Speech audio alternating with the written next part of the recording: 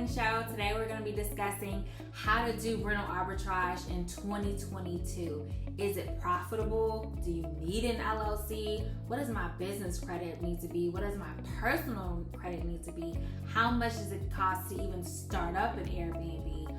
All of these questions we get asked all the time during our consultation, and it was only right that we did a video answering a lot of these questions.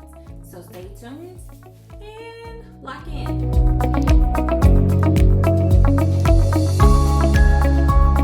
Number one, let's start with the basics, okay? What is rental arbitrage? Rental arbitrage is when you go and ask a landlord, hey, pretty much you're going to be subletting their unit. You're not going to say it in that way, but you'll approach them as a corporate housing company where you service business and medical professionals, and you're looking to sign a lease with them because you also help clients relocate.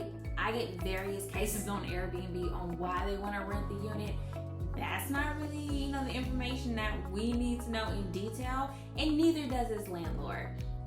But essentially, he is aware that you will be subletting the unit to someone else. However, this is the number one question I get asked all the time by landlords. Well, who's gonna pay the rent? Me, don't worry. Just make sure that you assure the landlord that you're gonna get them that rent on time. Next to point 2.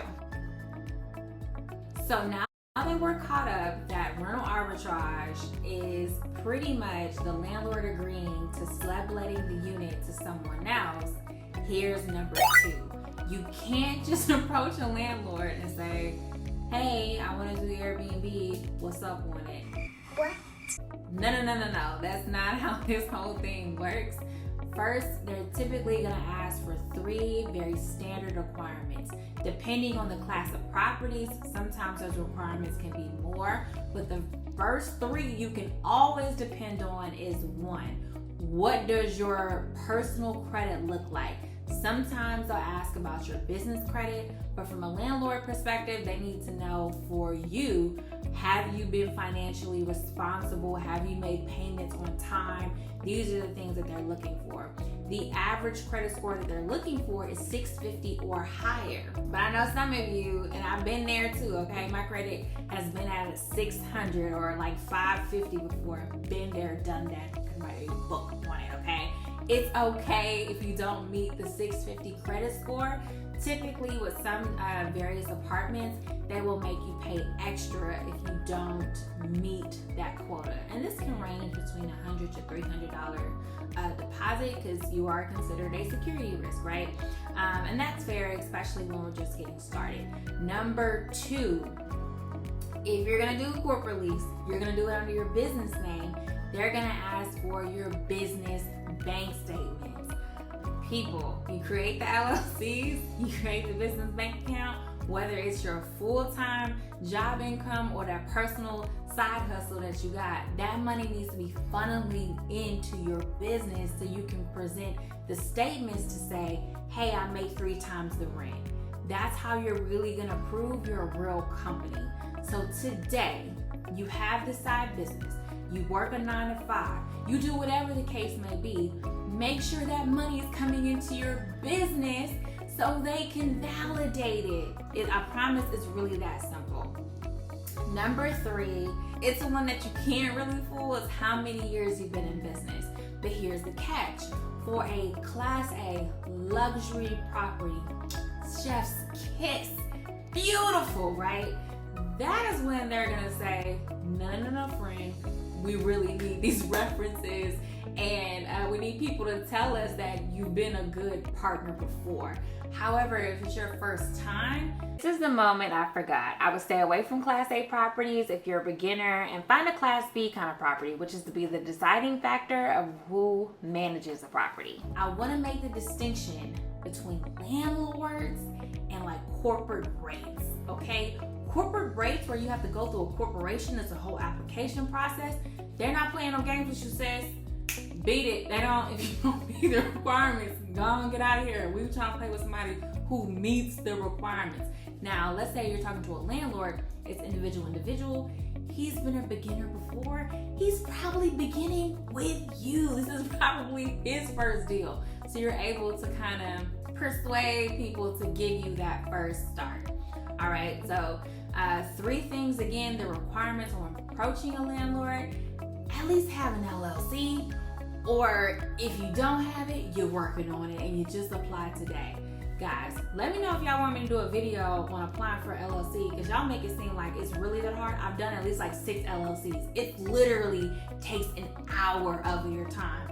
I guess the hardest part about it is just paying that $300 application fee. I'm telling you, it's super, super easy. Do not get your LLC. So 1, gotta have the LLC if you want to do that corporate lease. 2, those business bank statements have to match 3 times the income, okay? 3, that credit score, let's get it up to 650. If it's not a 650, let's just put in the back of our mind, I got this $300 on the back burner just in case they try to cut up with me. Here's my money. You know what I mean?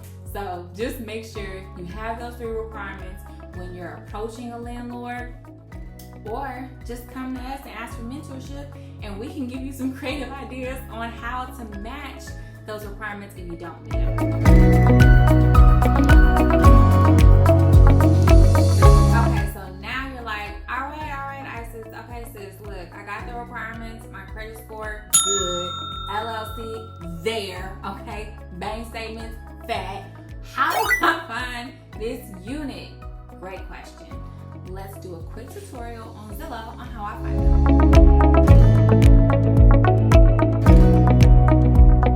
We're in Zillow. Here's what you're gonna do. You are going to type in Zillow, Houston, Texas, or whatever place you're looking for. But for ours, we're just gonna choose Houston, right? Then you are going to click the for sale. Make sure we're doing for rent because we're practicing rental arbitrage here. Then you're also going to look at the price. Max, we're gonna put in 2,000 because we just get way more searches. We're gonna put any for bedrooms and bathrooms, and for home types, we're gonna keep everything the same. All right, and then we don't play with the move-in date or anything like that. To remove the boundary, we're gonna select draw so we can have a more precise way of finding units and where we want to go. Now, here's what I'm gonna say.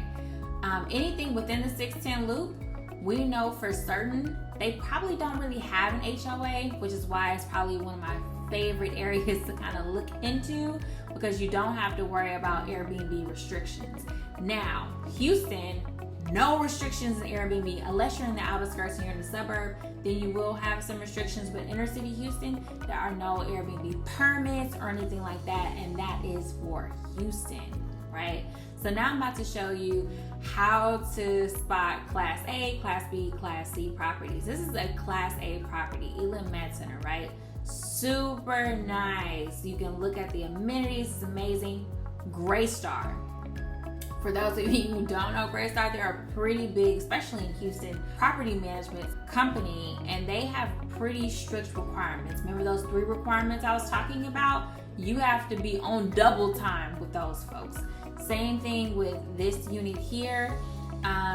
Because it's such a beautiful kind of luxury property, if you don't step with those 3 units and you are trying to do the corporate leasing route, typically they're not gonna allow or pass through your application, right? So let's try to find some units that are pretty reasonable. So it's $1,250. Looks pretty interesting. It's actually a really nice unit. So let's figure out where it is. But this is interesting. So I actually have to go. I can't really tell if it's a big apartment complex or not. So we'll have to figure out if it's bigger or small. The smaller, the better. But essentially, you just ask this brief person a question: do you allow corporate leasing? And start the conversation there. But let's try to find another one. So this one is interesting. It's a house for rent for $1,500. But wait a minute. We don't play with this because it looks like there's some reconstruction going on. We're not in there for a fixer-upper. It gotta be kind of put together already. 3-bedroom, 1 bath, that's a lot. Let's try to do this 1.6. Okay, townhouse to rent. Nice. Has a washer and dryer. We love a washer and dryer. It looks like a smaller community. So this is where this is the place we want to put a foothold in. And it's a townhouse. Now here's the thing about townhouses is that sometimes they can even have HOAs. So you have to be mindful about that.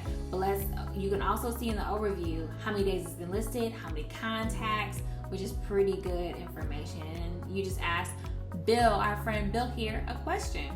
Let's try to see if we can find another one. Let's look at this one.